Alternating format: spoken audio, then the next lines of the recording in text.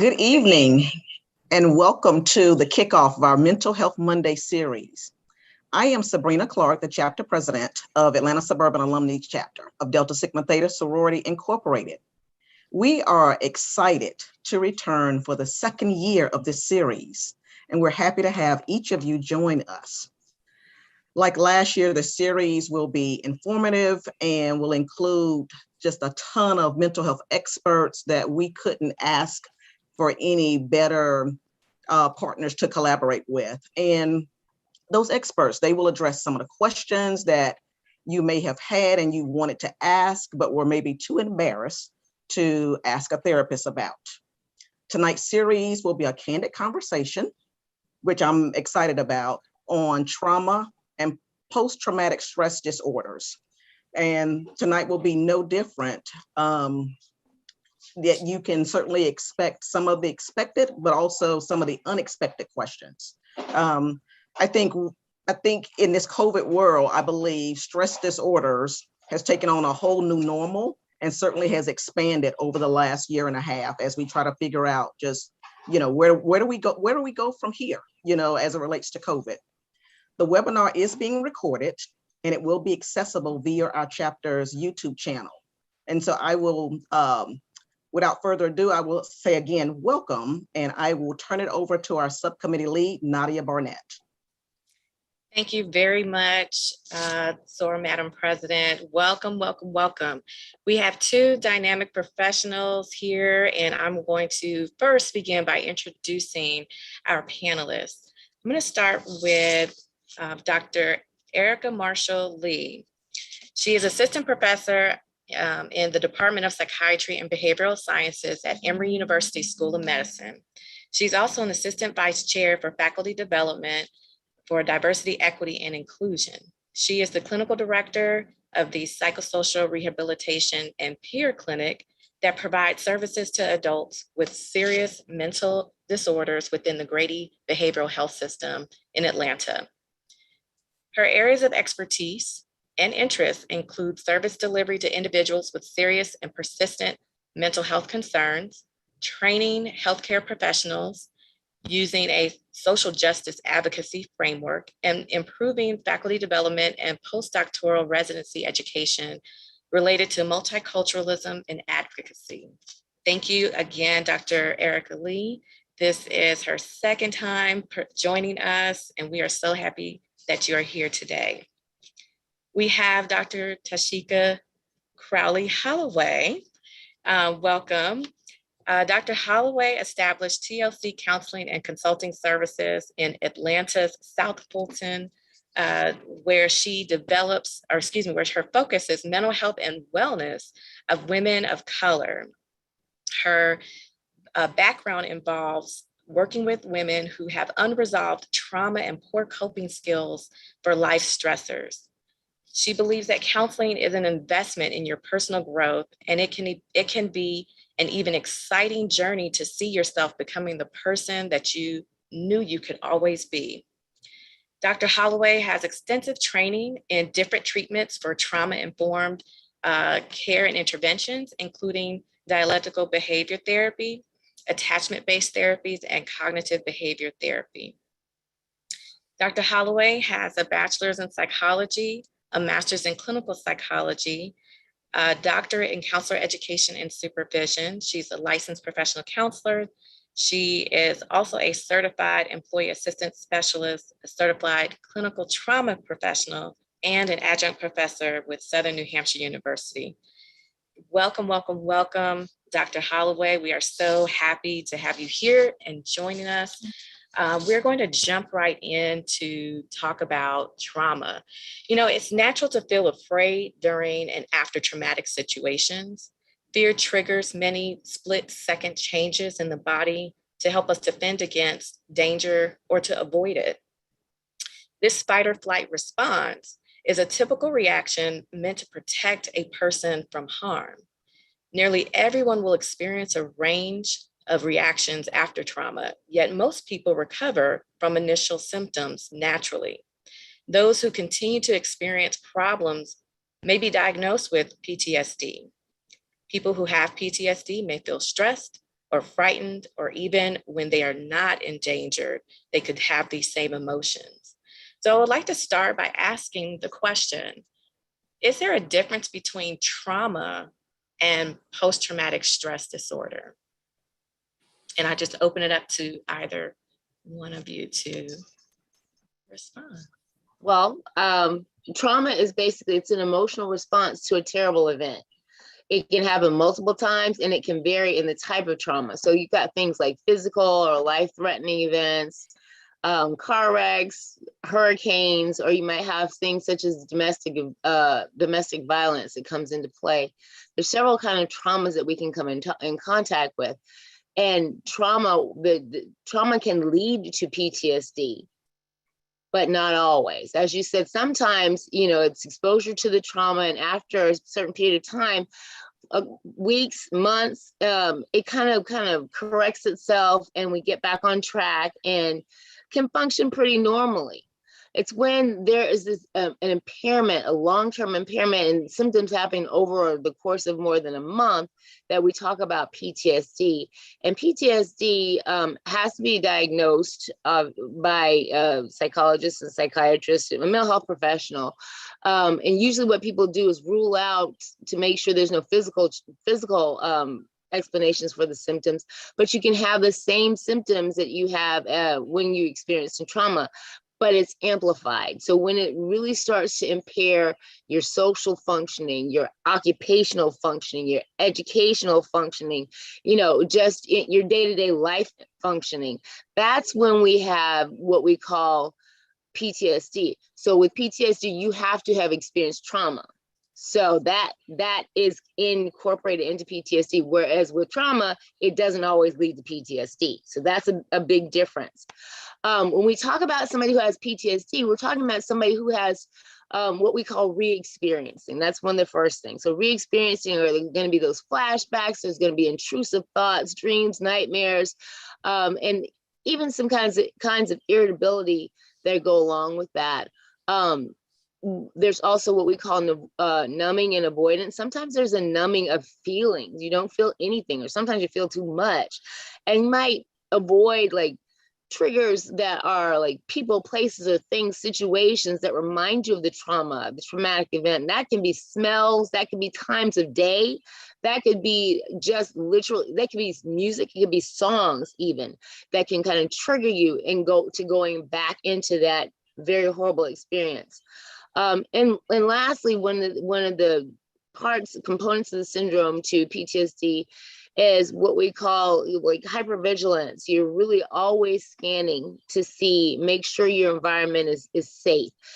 We call it hyper startle reflex. So, if a jackhammer is out, jackhammering, making noise outside, it might cause you to jump more so than other people around you. You're responding in ways that are kind of might seem exaggerated when startled. And there also, you can experience negative thoughts about yourself, about the world. You can experience survivor guilt.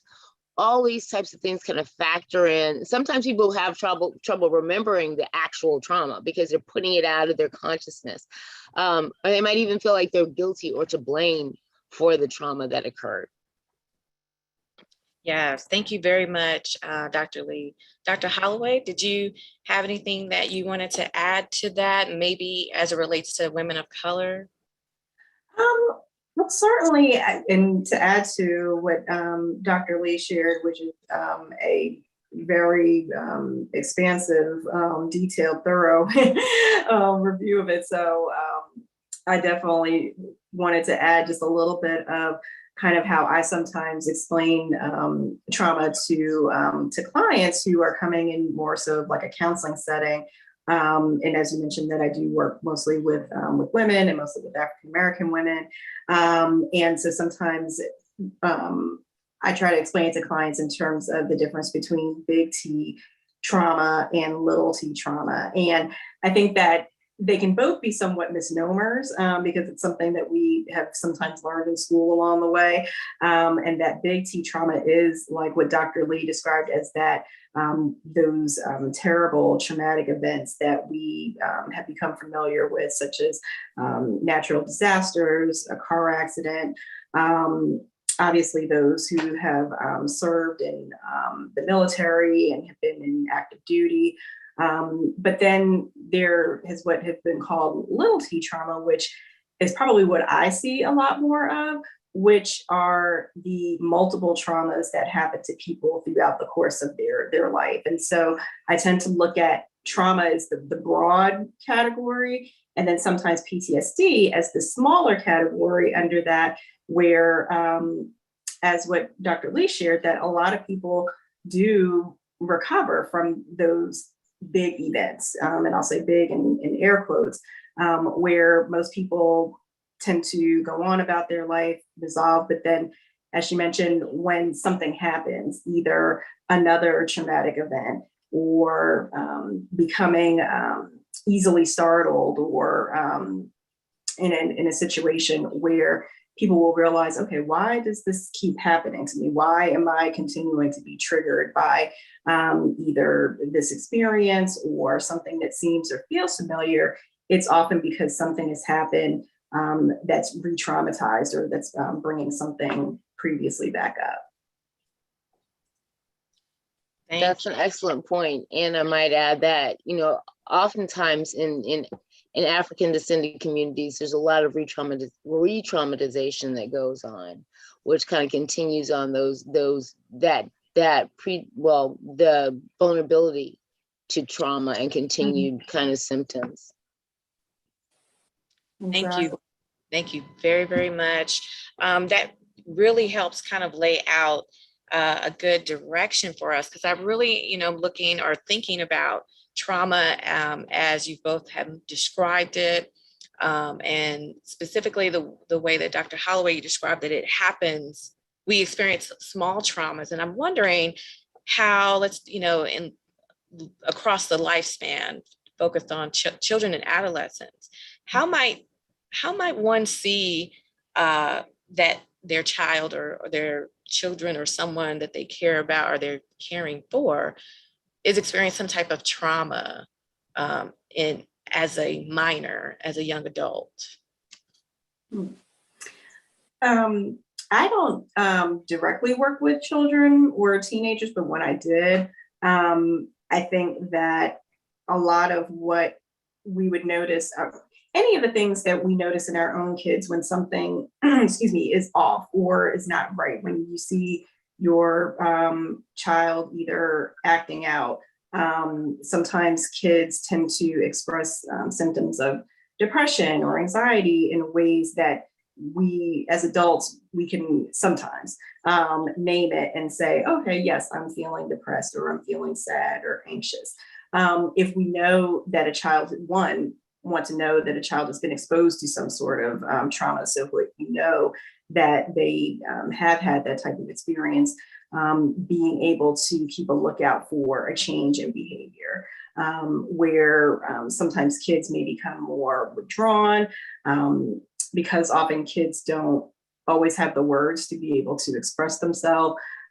They can express their symptoms more so somatically. So stomach aches, headaches, nausea, things like that. If they are not wanting to do the things that they would usually want to do, or if they're avoiding things that they would usually do, but they're not expressing that. And so I think the biggest way, whether it's us as parents or people who work in other environments like in school or doctor settings, that when we're trauma informed, that knowing that something like that has happened to a child, being able to continue asking those questions, because as what we were discussing earlier is that sometimes those symptoms don't always set in until later. And so sometimes it could be asking a couple of days after, a couple of weeks after, a couple of months after, what they thought about this experience, because often what we do know about trauma now is that it's our minds and our physical body's inability to process the trauma of what's happened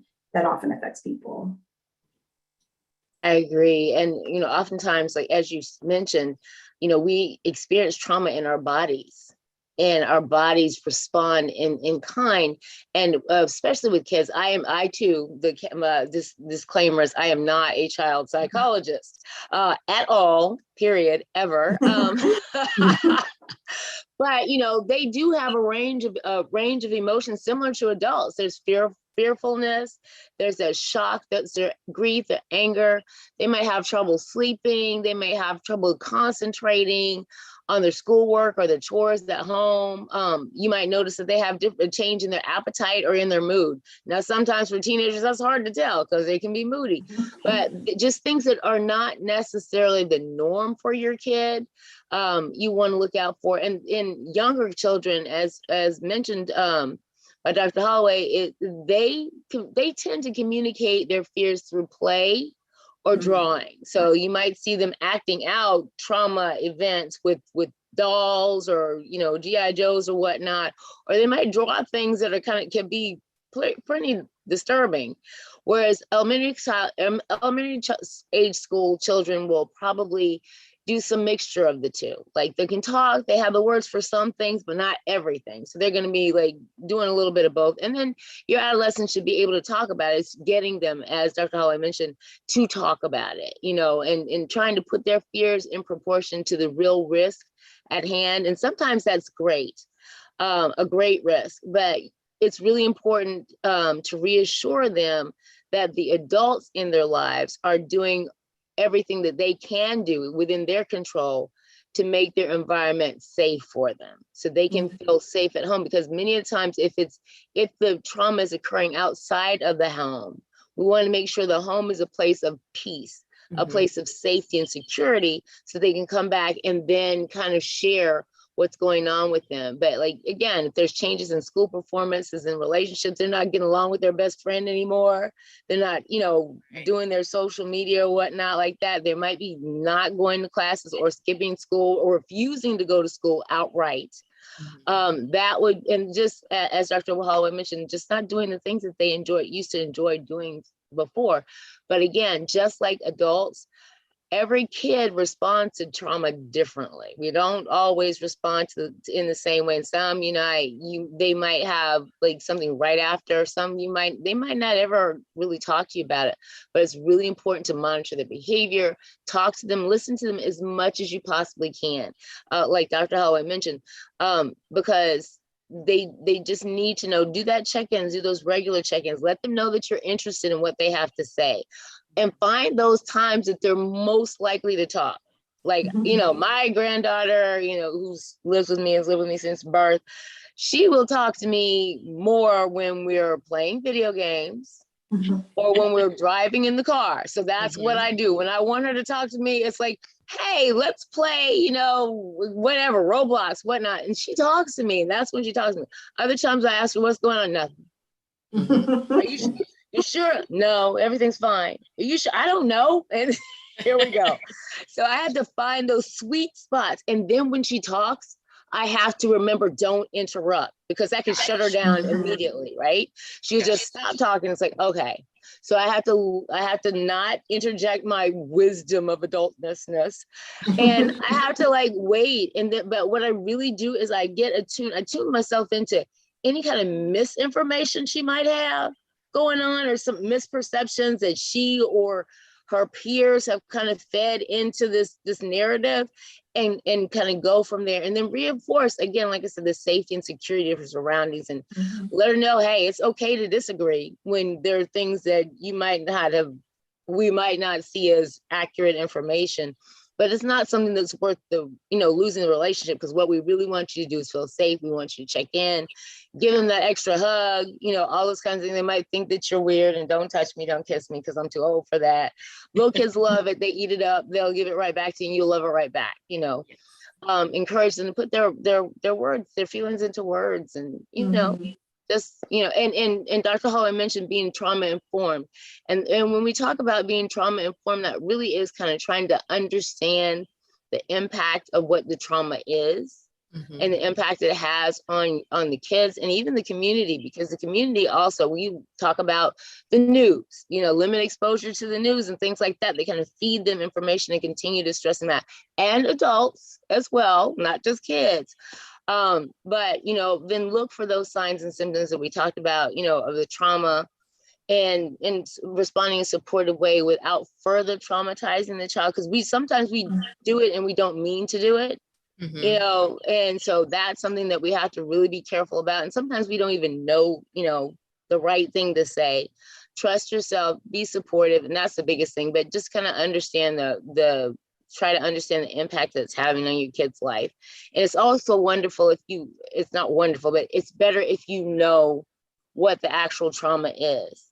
Sometimes kids experience trauma and they don't tell you, and you don't know what it is. So it's much harder to connect with them. Like things like school shootings or a kid, you know, one of their friends going missing, you know what that is.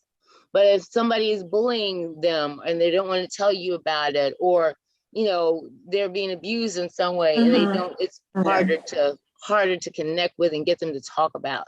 So yeah, you know, those are just, I said a lot, but those are kind of the things to just kind of be alert to if possible.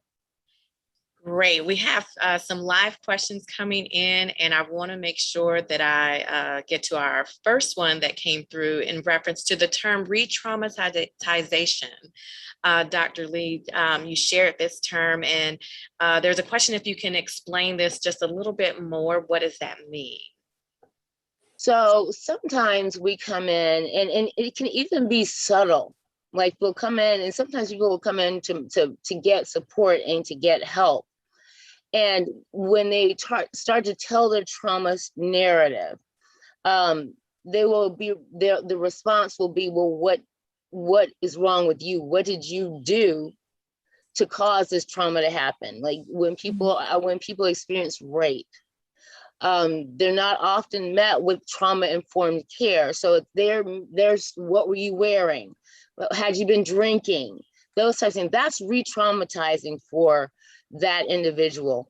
When we talk about children, you know, they can experience the bullying, but, you know, again, if they have any kind of feeling that there's something that they did, or that you feel that there's something that they did to lead to that bullying, all right, well, why would they just be picking on you? Did they pick on anybody else? How come why didn't they pick on anybody else? You're smart, you're a big kid. Why do they focus on you? And if somebody ever comes up to you and tries to do that, you beat the crap out of them. I don't care if you're gonna, that's not helpful for them. So those are kind of like small instances of re-traumatization. Dr. Holloway, I know you probably also have some insight onto that too. Yes, I mean, I think that what you are speaking about is that there has to be that sense of safety, and because safety is the first thing that tends to be disrupted when someone experiences trauma, whether it's safety in their physical body, where we were talking about safety in their home environment or school. And so when someone, whether they're a child or an adult, if they don't feel safe, they are likely going to experience trauma again in some way, shape, or form. Where when I meet with clients for the first time, I very rarely go into detail about past trauma history. I will usually ask a question in paperwork that says, have you experienced it? But when I hear a client to say, yes, I've experienced sexual abuse or another type of trauma, and I see that they're getting ready to share it. And I'll say, hold on, let's pause. Thank you for sharing. Because one, sometimes I don't know if I'm going to meet with this client again. And if they've opened themselves up in that way and will sometimes feel extremely vulnerable after an hour session, that can do a lot of damage and harm. And so I'll say, well, let's hold off. Let's wait until, we meet a couple of times and want to make sure that this is a safe place and a safe environment for you to share that with me, because I have no idea where that's going. A lot of times when I meet with clients and they will say something to the effect of, I don't remember a lot of my childhood, that's often an indication to me that some sort of trauma has taken place. I'll put a note down, but I'm not necessarily going into detail during that first session to say, okay, well, tell me everything that happened in your childhood. Well, I mostly just want to know what's happening with you here and now, symptoms, how's it affecting you, as Dr. Lee shared earlier, work, performance, relationships, things like that. And then as we get to know each other better, that then there should be more safety in this environment to be able to go into more detail about their experiences. Thank you very much. The next question is related to something that you both mentioned with regards to trauma that affects the mind and it affects your body. Can either of you or both of you kind of go into how trauma or PTSD is can be seen in impacting your physical health? Sure. When we experience usually a traumatic experience, our body goes into what's called, and I think you may have mentioned it earlier, Dr. Barnett, as far as the fight or flight response, which is our body's physiological response that gets us ready to, one, either have to run and get out of somewhere and get safe, or to fight. And so I often give clients the example of being in a deserted parking lot by yourself and you feel like someone is following you, and that feeling that you start to feel nervous in your stomach, you know, because you don't know if you are going to have to hurry up and run to your car or if you're going to have to fight and defend yourself. And so what often happens is that when someone experiences a traumatic situation, this switch gets turned on. And even after the traumatic event, the physical body doesn't know that they are now safe, even if they have not experienced that trauma again. Sometimes, like in car accidents, as we mentioned earlier, people often don't remember everything that's happened, but now every time they go past that same corner that they had the car accident, they feel to themselves, okay, why, did I feel like that? Or they'll just avoid it altogether to avoid the physical response of that. And so our body very much remembers a lot of what we experience in terms of that physiological response. Sometimes it looks a lot like panic attacks, as far as people who their heart races, they hyperventilate, get hot, faint, things like that. Other people may have difficulty breathing. And so we often talk about deep breathing to be able to bring that response down. And there's a lot in terms of, especially for kids, because we were talking about earlier, how kids don't have the language for trauma. They often experience a lot of that in their physical body. And so what we've learned now is that there's a lot of other treatments in addition to talk therapy that help people to be able to recognize what's happening in their body physically at the same time too. Yeah, as mentioned earlier, people can have like the nausea, the stomach aches, the headaches, things of that nature that are those somatic symptoms that are associated with trauma and anxiety. And one of the things I mentioned earlier is when we diagnose PTSD, one of the first things that we usually recommend is going to, or someone has already gone to their general practitioner, their primary care physician, because they feel like they're having a heart attack or they're having panic attacks because all this is going on. I can't breathe. I feel I'm going to have this tightening in my chest. Something is wrong. I need this looked at. And then when the physiological concerns are ruled out, then they're referred for mental health diagnosis. But then if somebody comes to mental health diagnosis, then they might also refer you to get, to make sure there's the cause is not physical in nature or rooted in a physical cause. Now, sometimes there will be physical causes that kind of amplify and exacerbate, make the PTSD and trauma symptoms greater. So they can sometimes be hand in hand. When we talk about the cognitive things that might happen when associated with the trauma, it is the actual thoughts that I am not safe. The thoughts that it's really even hard for people with PTSD sometimes to envision their life with a future. There's I had a limited amount of chapters. This is my life ends with this trauma. So they don't see how they can go on and move past this. So it's kind of like it's arrested, it's being stuck right there with that trauma. It's very hard to envision. And then I mentioned like the guilt, and then, you know, self-blame and self-doubt. And then just not being able to, you know, not only is the world not a safe place, people are not safe. I don't even know if I don't even see myself as having a future. So the thoughts that are associated with the trauma, when we talk about the cognitive side of things, it's very, and then just negative kind of self-talk, negative self-worth. Because when you are met with, you start to think about, what did I do to cause this that happened to me? And even with kids, if they feel like, you know, somebody in the family if somebody in the family has experienced trauma, the kids sometimes feel like they're the reason why that person feels that way. So it's just those thoughts that come to mind, to their minds, and that self-blame and self-doubt and guilt about things as well. Absolutely, absolutely. Thank you. We've had a couple questions related to what we've been experiencing in our society with regards to what's seen on television and the internet as it relates to social unrest, as it relates to the pandemic and experiencing political poor political strategies using the COVID-19 illness during our last year.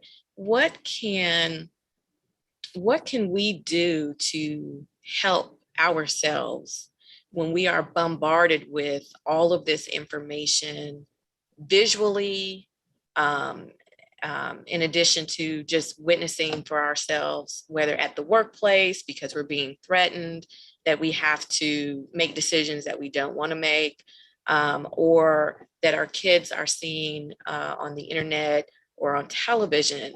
We're taking in all of this information that's causing some to feel very uneasy, maybe having some of the anxiety that you mentioned, Dr. Lee, maybe feeling uncomfortable. What can we do if we feel that we are experiencing a level of stress and trauma now? What can we do to help ourselves? One thing that I want to mention is we've talked about trauma and we talked about PTSD. There's another thing that is very real, is racial trauma and racial stress. And it actually looks a lot like PTSD. The thing about it, racial trauma and stress, is it can be real or perceived. So we might perceive, in minority stresses, the stress that BIPOC or people of color, our communities experience, and we have to deal with and compensate above and beyond those that are not people of color. So there's that added level of stress, that added level of trauma that we have to deal with every day. And then when we have the added, because when we also talk about the retraumatization, you get re-traumatized every time you watch TV. Yes. Like last year, I just had to stop. And that's my number one thing I'm going to say. I literally had to limit the amount of media that I was allowing in my to be received by myself. I could not continue to watch television all the time. I had to get off of social media. I had to set boundaries with the people around me. One of the things that happened were people were wonderful. You know, Dr. Lee, I just want to check in with you in this time and see how you're doing. But that was even too much. All right, stop asking me how I'm doing. I need some space to process myself. I need some time where I don't have to answer or talk to anybody. I need to refresh, rejuvenate, and recuperate in the best way that I know how. So again, limiting your exposure to these trauma influencing sources, also setting boundaries around your communication with others and what you do. If you can control the things that you can control, right? You can't control everything. You can't control, being mandated to have a shot or to wear a mask or things like that. But you can control the situation when you're outside of that situation or in certain spaces in at work, things like that. You don't want to wear a mask and your bathrooms aren't nasty, go to the bathroom for a while and just take your mask off, right? Just find those small spots, small places where you can regain some kind of agency. Empower yourself as much as you possibly can. Surround yourself with a supportive network. And I say supportive. Did you hear me? Supportive. Supportive. Because when I say that, it's because people are well-intentioned, well-meaning, but that doesn't always relate to being supportive, right?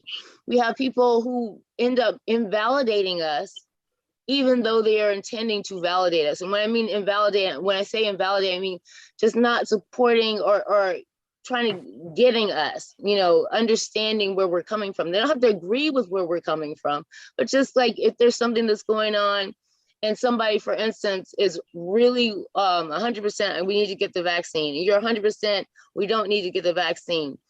That person who's 100% vaccine could still validate you by saying, I understand that this is a difficult decision for you. I understand that you have concerns about X, Y, and Z.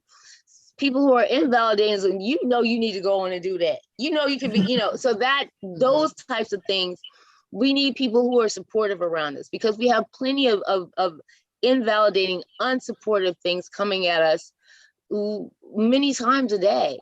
So that would be another thing. And then do those things that are pleasurable. If you can build some pleasure into your day, mindfulness activities, if you have the funds and things like that, or if you like to do mani and pedis, or if you like to garden, or if you like to clean, if you like to come on over to my house. I would be happy to have you.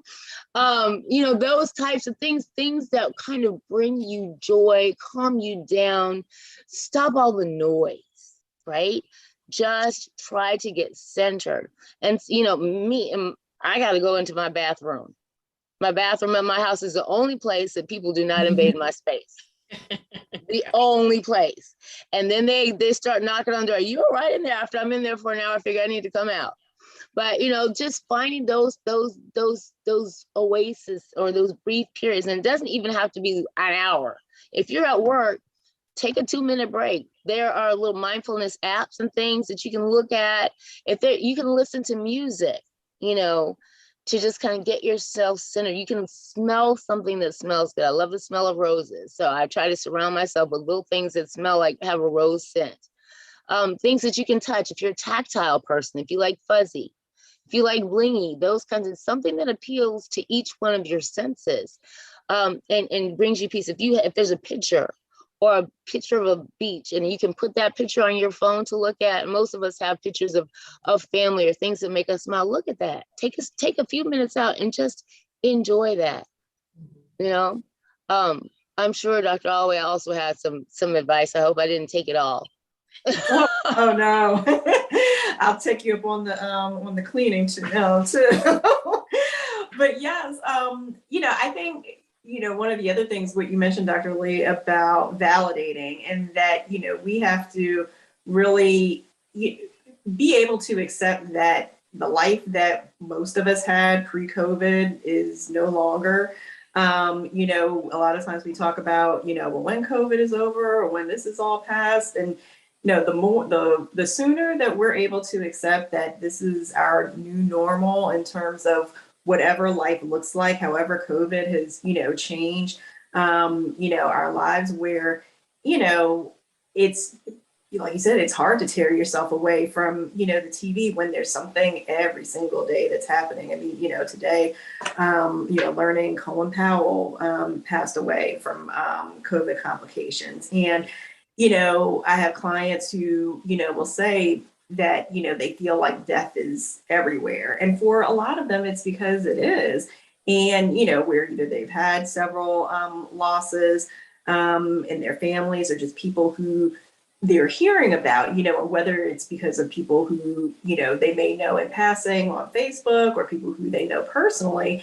And so it's this, as we keep, using the term retraumatization, but also kind of this extended exposure to trauma that we're talking about, as far as that, we are not at the end of whatever the end of COVID looks like. And so, as Dr. Lee said, we have to find those ways that help us get through the day, the week, whatever that looks like for you, where,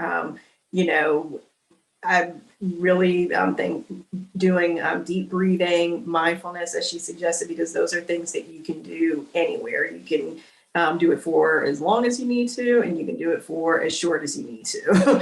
And so if you have an Apple Watch or a smartphone, it'll send you all kinds of reminders throughout your day to take some deep breaths, do some mindfulness. Those are all things that ground you within your physical body, that remind you that you're right here in the here and now. As she mentioned, being connected to other people. Obviously, with COVID, our relationships and our connections have changed. And so, what I'm seeing now as a result of this trauma is a lot of social anxiety, as far as people being nervous about going back to work, or they didn't have strong relationships before COVID, and now they're even more socially disconnected.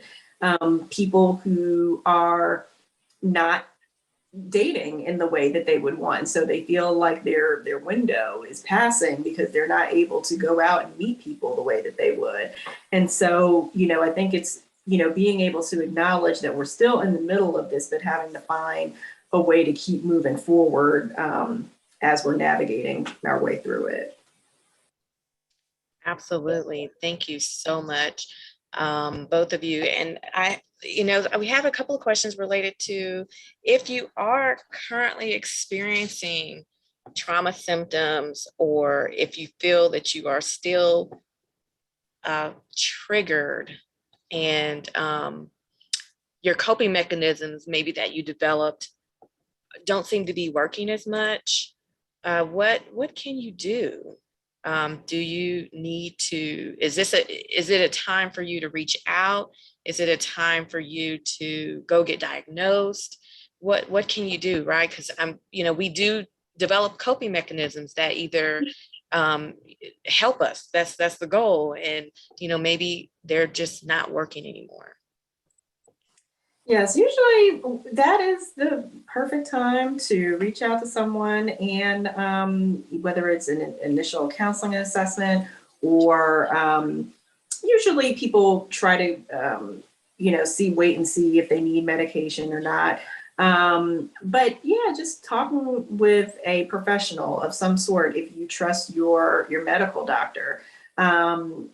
Where if you have a relationship with your primary care doctor, or many of us women who see our OBGYNs yearly, as we should be doing, and have that relationship to say, yeah, I've been feeling off lately. Or sometimes, many of our doctors, they're already asking a lot of those questions when they're doing those exams, as far as, okay, well, tell me about how work and all of that is going. And usually they have some relationships with counselors, psychologists, psychiatrists, and people to be able to make those recommendations. And even if you're not sure if you're ready for counseling, even just an initial assessment with someone, just to say, yeah, I'm not sure what I'm really experiencing, but a lot of the things that I used to do are not helping. And that's often an indicator that there is something that's happening within that individual, that there's an imbalance. There's either more stress or more stressors than what their usual coping skills are able to help them keep at a level that's manageable for them. Yeah, agreed. When usually when there are natural or our functioning coping strategies start to kind of waver, because we do have, things that we do that make us feel better, and those are great. And one of the things that we try to do is like strengthen those things. Usually, hopefully they're all, ones that are working to help benefit you and effective, as opposed to things that are not, because sometimes we use ineffective coping strategies. But when those things start working, it's always a good idea to reach out to see if there's something else you can do, or if you can do more to build your natural coping strategies. But when your stressors get to be a little bit too much, or they're just kind of overwhelming, and then they're multiplying and things like that, it's really hard to use coping strategies when you're feeling overwhelmed. Day-to-day stuff. Oh, well, the coworker says something that gets on my nerves and is insensitive. I know what to do to deal with him or her. Family stuff. All right. Just a bad day. But when there's major trauma, major stressors, all these things start to feel like they're piling up, then that is definitely the time to reach out and get a consultation. Like Dr. Holloway said, if you're not convinced or don't know that you're feeling therapy or anything like that right now, just get a consultation and be open about that too with whomever you see. It's like, look, I'm not sure if this is really going to be right for me. I just want to make sure that I am doing everything that I can to manage this. And remember, with providers, with clinicians, with mental health folks, you are in the driver's seat. Don't forget that. You ask the questions. You let them know what you're comfortable with. You let them know what you're not comfortable with. You're the person that's going to them. If it weren't for you, they wouldn't have a job. Remember that. A lot of times we get there, we're not as assertive as we need to be. Not saying we have to be aggressive, but not as assertive with talking about what our needs are. And when it's new people, it's understandable. You don't know people, you don't trust people. You might not be one to just open up and tell your life story, what's going on. But there has to be a little bit of kind of sharing that goes on. But you are always in control of that sharing. You are the expert on yourself. That person needs to learn and listen and understand what is going on for you. So just kind of remember that too, when you approach these situations, because they are anxiety provoking. Like if I have a new person that I see as a new doctor or something like that, I'm nervous about it because this person doesn't know me. And I want somebody who is going to kind of, as much as possible, get me, understand where I'm coming from. So I have a tendency to tell them, no, I'm not taking this. No, I'm not doing that. No, I'm not doing that. So I have providers say, well, what are you going to do then? It's like, I just want you to know so you don't do all this work and I'm not on board, because then what happens? We're not going to have a good relationship and I'm going to go somewhere else. Right. Not to say that I know everything, but also we have to have a give and take trusting relationship. Absolutely. I know I took a slide bar there. Sorry. No, that was great. And I know that you all both of you touched on trauma and how it can stay with you. And I have a father-in-law who's in his 70s and he still talks about losing his father as an 8-year-old boy. And how that is still, when he talks about it now in his 70s, he still cries. And, one of the questions that came up is, do we ever fully recover from trauma, from certain types of trauma or PTSD, or are there certain things that we just need to live with as a part of our life's journey, as a part of our identity? How do we, on one hand, you have this experience and maybe there's difficulty really assimilating it into who you are. And the makeup of who you are is as a result of this bad experience. So do we fully recover? Do we learn to live with it? Just some of the questions that have come in related to trauma, or is it too late to get help? I know that was a lot of questions in one. Yeah. So, but no, I think it's yes, people certainly recover, but I think it's kind of reframing what recovery looks like, and I think it's a lot of what you talked about as far as our journey through life. That most of us are not going to get through life without having experienced some sort of trauma or experience that we consider to be traumatic at some point in our life. And whether it is loss, as you mentioned with your father-in-law, where it may not have been either encouraged to talk and talk openly about feelings, and especially for a man at that, particular time. And so, I think that the more that we're able to normalize, having these kind of conversations and normalize that being able to incorporate and integrate these different experiences into, like you said, our identity is okay.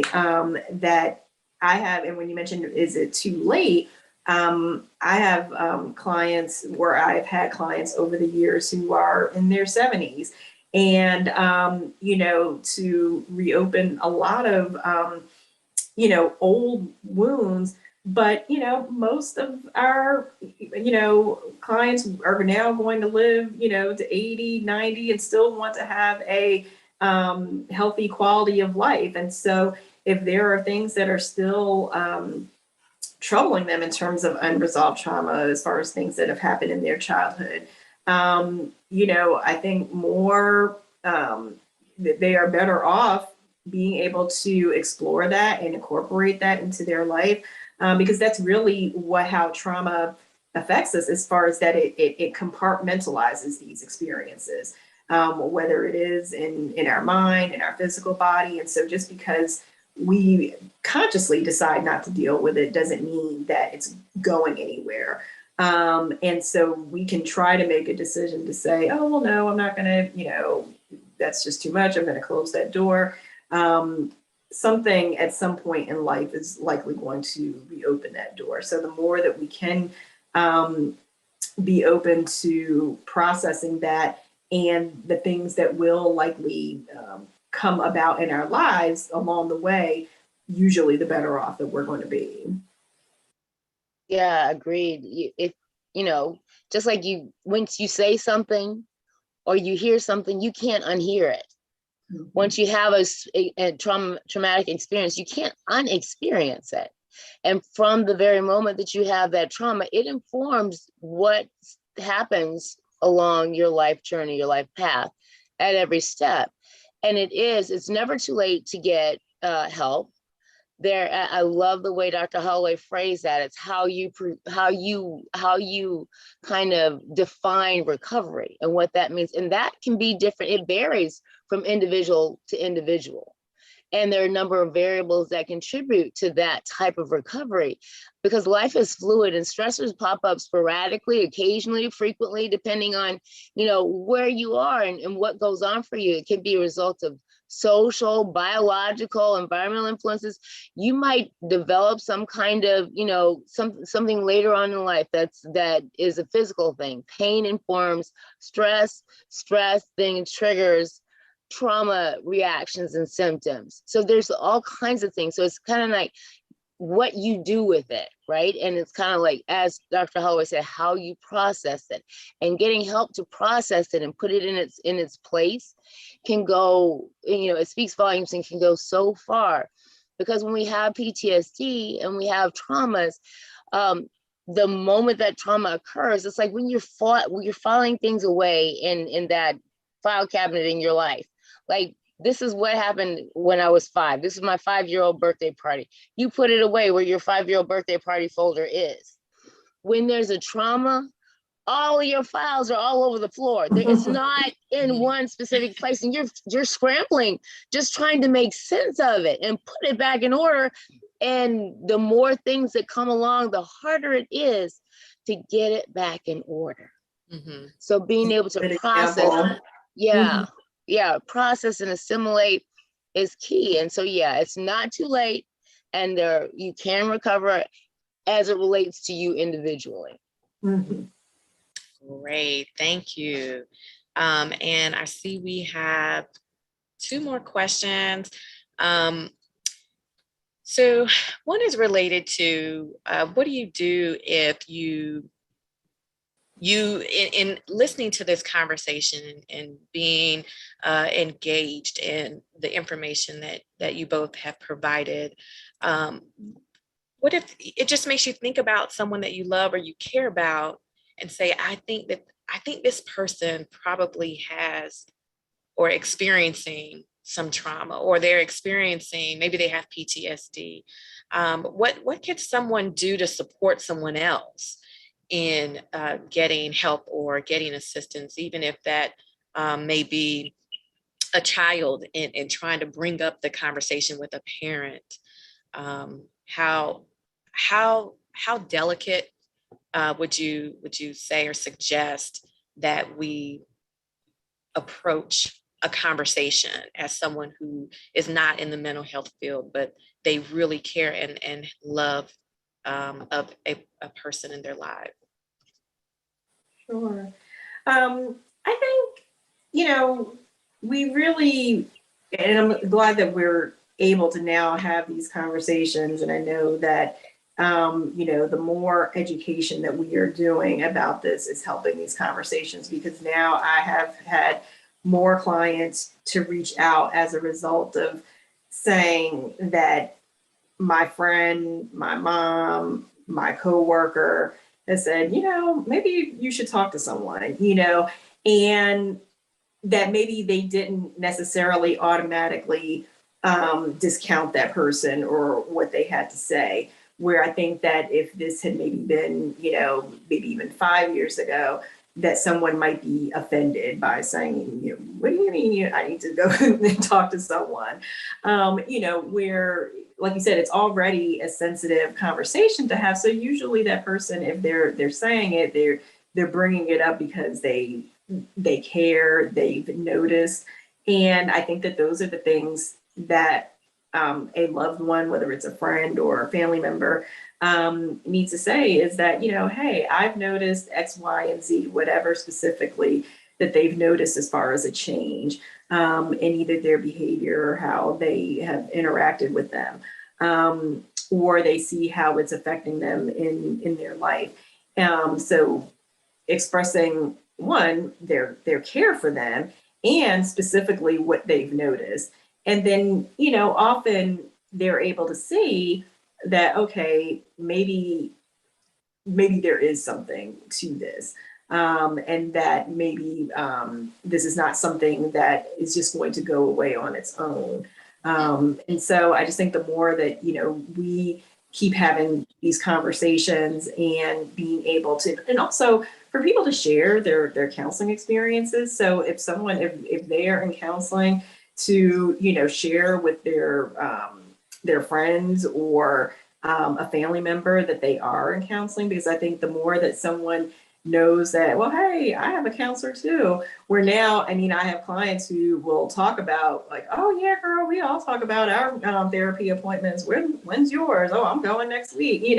Where, years ago, we wouldn't have done that. When I first started in private practice, it was usually a secret. They might not even tell their spouse or significant other, when they would come to see me, it was like they're going to get their nails done or something like that, because they didn't want people to know. So I think the more that we're just able to, keep reducing the stigma about it, the easier it should be to have these conversations and for people to be open to it.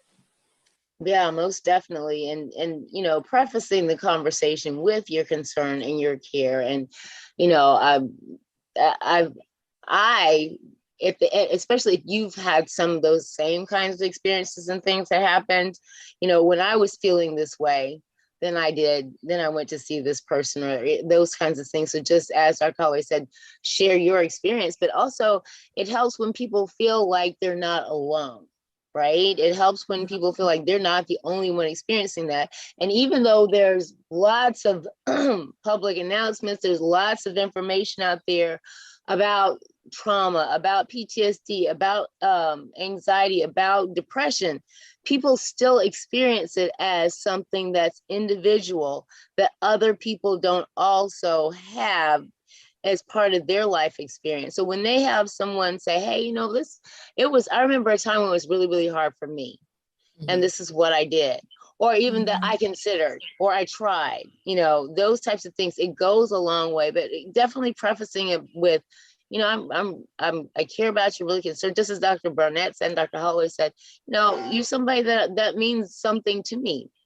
But the other thing also wonderfully pointed out by Dr. Holloway is that recently more recently, I mean, it's been happening slowly along the way, but more recently we're seeing mental health stigma decrease because more people are speaking out about it. You've got Naomi Osaka, you've got, all kinds of folks, celebrities, that young people look at and listen to, and, that helps decrease that stigma. And so that kind of can help open the door. It's like, dude, even Naomi Osaka has a therapist, and Simone Biles, Right. let's do this. Yeah. There's nothing wrong with it. All that's important is that you feel better. And I really care about you feeling better. Yes. So I love the fact that mental health stigma it seems to be decreasing, and people are reaching out and less ashamed. You're not the dirty little secret when you're the therapist anymore. So that's a good thing. Absolutely. We have a couple more questions that came in. And while we have 20 minutes left, I want to try to get to them. So we have a question in relation to a person who is currently in therapy themselves, actively in therapy. They have had a great experience, but they're wondering, should they seek other therapeutic options for treating their trauma? Is this a conversation that they should have with their therapist? Any suggestions as it relates to that? So sure, I think that, they should have the conversation with their therapist. If they've had a great experience, the one of the things that's key when doing our own therapy and when doing therapy or suggesting therapy to someone else is to make sure and check in with your therapist on whether or not they're trauma-informed therapist. Right? Because, there's a lot to be gained having a therapeutic relationship and having conversations with somebody, validating conversations with somebody who gets you as much as they can. But another thing that kind of factors into that is not, to have somebody who's trauma informed, and also if it's something that's a multicultural kind of thing too, to have somebody who's multiculturally, culturally informed as well. And it's not going to hurt. For most people, it won't hurt the therapist's feelings, because it's standard for people to get a second opinion, things like that. But if you feel like this is a great starting place, and I feel like, I'm going to take the wonderful work that we've done and take it to somebody who's trauma informed and culturally, racially informed, that kind of speaks to the needs of I'm using myself as an example, an African descended female. And that's kind of where I love the work that we've been doing. But that's kind of the next steps that I want to go to, because there's some certain nuances there, as I mentioned, like racial trauma, that influences and informs my trauma that I experience. That's kind of where I want to go. And when I say trauma informed, that means somebody who understands, has knowledge about trauma, the prevalence, the impact, recovery in all aspects, and having those respectful and engaging kind of communications with you. And again, like I said, minimizes that re-victimization and really kind of empowers you. And it comes at it from a strengths-based approach, not how are you broken, but how you are wonderful, how you are beautiful, how you are effective. Let's build upon that, right? You got some things that are in you that you are not allowing to shine the way that they need to shine. We need to see your glare from down the street, and having a therapist that supports that. And so, yeah, it's okay to say to your therapist, you've been wonderful, but I need to graduate. Yes. Yes. Yeah, Absolutely. and quickly is that, there's so many, now we know different treatments for trauma, as far as that it doesn't only have to be talk therapy. There are groups. I know that sometimes people can be reluctant about groups and, opening up in front of other people, but groups are helpful. Trauma-informed yoga, where people learn that mind-body connection. Mindfulness groups, or just even learning to integrate mindfulness into your routine. There are, in addition to the what I mentioned as far as talk therapies, there are more what are considered like somatic therapies, which One of the newest ones is EMDR, which is eye movement desensitization and reprocessing, where it uses a lot of what we are learning about the neurobiological changes of trauma and kind of what needs to happen in our brains somewhat in terms of how we think about and remember traumatic experiences. So as Dr. Lee said, talking to your therapist about the type of trauma that you've experienced, because someone who's experienced a single event trauma is likely going to need a different type of intervention than someone who has had long-term childhood abuse of some sort, or someone who is really they can talk with you, they can express themselves, and someone who really has difficulty connecting with their emotions and being able to talk. They may need more somatic type of interventions. And so a therapist who is, as Dr. Lee, trauma informed, has an understanding of that, and it really should be integrating and offering different types of those different types of recommendations, because as we mentioned, the process is usually not linear. It's usually going kind of in a cycle. And so sometimes as we improve in some areas of our life, then there's other areas of our life that we need to work on before we can kind of come back around to kind of like our next level of healing. Thank you so much. Our last two questions, I do want to ask this one in relation to adolescents. Is it important for adolescents, specifically because we're talking about trauma, to work with same-sex professionals?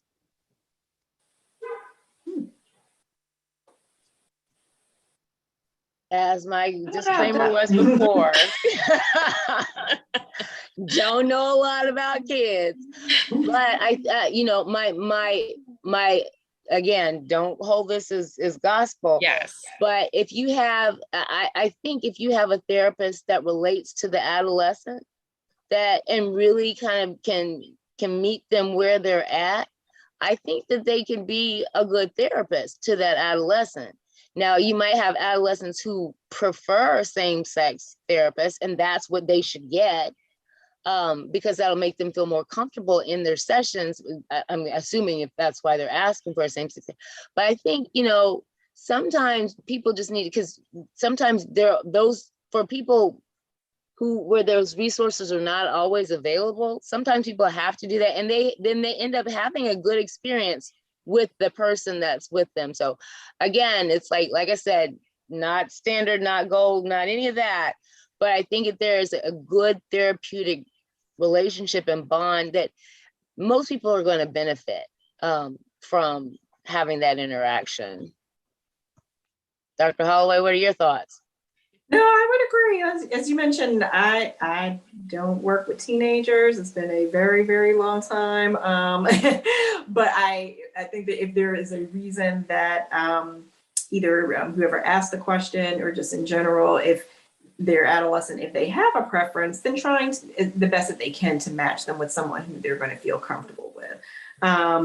Because that's really going to be the biggest factor in them being able to be open and receptive to what the therapist or counselor is going to have for them. So I would say doing as much as they can to make sure that they're comfortable.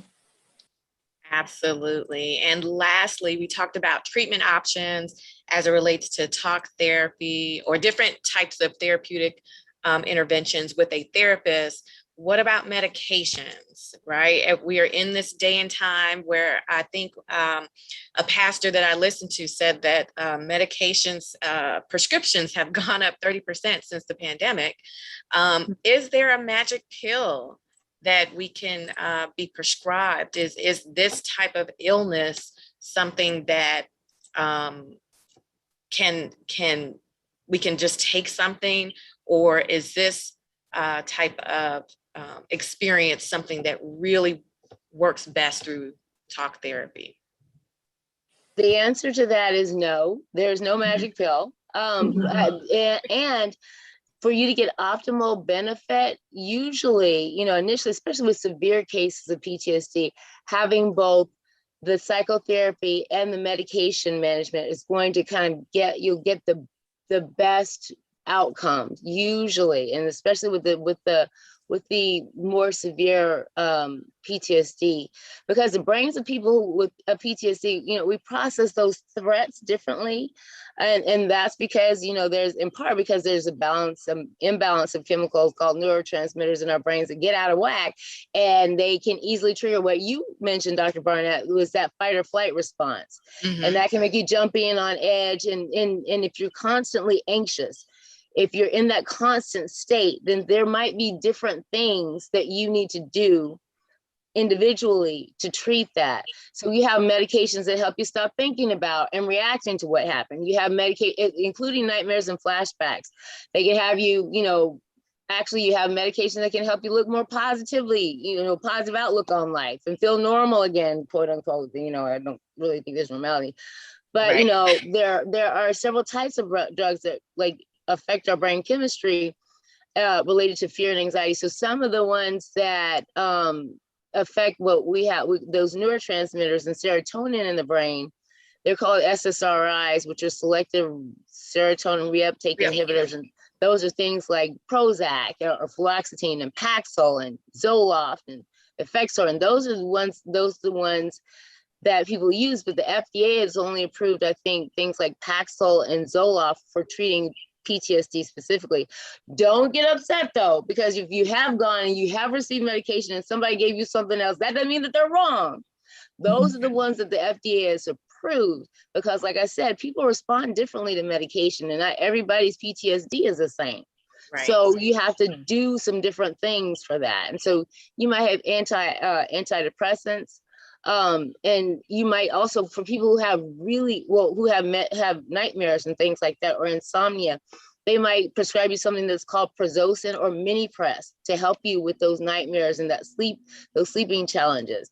Or there might be a combination of medications that you need to deal with the symptoms that are PTSD, but you might also have pronounced depression along with that. For some people, it could even have some kind of mixed kind of things going on, like some manias and some depressions and going back and forth. And it takes time. Be patient. The drugs, the medications that psychiatrists prescribe, they're not Tylenol. Okay, you don't take it and it goes away in 30 minutes and you might have to take it 12 hours later. No, you might have to take a medication for 3 to 4 weeks before you start to feel like you're having some kind of benefit, because it might just take that long to kind of get in your system, stay in your system, get to feeling comfortable and groove and smooth up in there. And then you'll see that benefit. But the thing is to take your time with it. Now, if you have some severe side effects, bring that up, because the psychiatrist is going to kind of listen to that and play with it. But it takes time to get a dosage in the right sweet spot to help you in the way that you need to be helped. And medications probably won't get rid of your symptoms, but they can make them less intense and more manageable. Thank you so very much. This has been an amazing session. I appreciate all of the questions that came in through our question and answer function, in addition to Facebook Live and our chat. And I was so happy I was able to get to them all. We have some thank yous in the chat to both of you, Dr. Holloway and Dr. Lee, for sharing your expertise as it relates to trauma and PTSD. I am now going to, if we don't have any more questions that come through, I'm going to pass it to our co-chair, one of our co-chairs for the Physical and Mental Health Committee. We have Dr. Janella Burse. Wow, thank you, Dr. Burnett. Wow, that's all I can say. This was wonderful. I can't say thank you enough, Dr. Lee and Dr. Holloway. This was so informative, and I'm sure you will be getting lots of people Googling you to find you, to talk. I know in my practice every day I am referring somebody to a counselor or therapist, as people were struggling before COVID, and COVID has just everybody way over. So this was wonderful. I know there's probably going to be a lot of PTSD issues after COVID, well, during COVID, I'm sure, but especially if we ever get wherever we are going to end up with this. But thank you, thank you, thank you. I thank Atlanta Suburban Alumni Chapter of Delta Sigma Theta Sorority Incorporated, sorry, Madam President Clark. Thank you so much. And thank you everybody who participated and everybody who were behind the scenes getting this going, our tech team and everybody. So everybody have a safe, wonderful evening. Thank you. Thank you for having me. I want to say one more thing. I'm sorry. I wanted to say one more thing in reference to accessing resources. You can definitely go to a quick question came through as it relates to not having access to healthcare providers of color, and where could one go to find a provider that would be available to them where they wouldn't feel uncomfortable or attacked based on experiencing racial trauma or oppression. Just very quickly, does any? So go ahead. One of the things that I forwarded for as far as resources is like the Georgia Psychological Association. I'm sure Counselors Association as well, on their websites have find a therapist. On Psychology Today, find a therapist in Atlanta, and you can put in your specifications for who you want to see, right? So you can narrow your focus down as much as you want to: female, African descendant, whatever, feminist orientation, whatever you want to do, and it'll come back with something if there is a name that they have in their databases. That's one or two of the things that you might do. Dr. Holloway? Yes, the two recommendations I was going to give is for one is well, they are two directories that focus on clinicians of color. One, which is called, I believe it is called Clinicians of Color. So if you Google it, I don't have the exact website. And then the other one is Therapy for Black Girls. And I also want to say that there is one that's called Therapy for Black Men as well. And so those have been, very useful, I think, for people being able to find us and, find people who are knowledgeable about working with our communities. Perfect.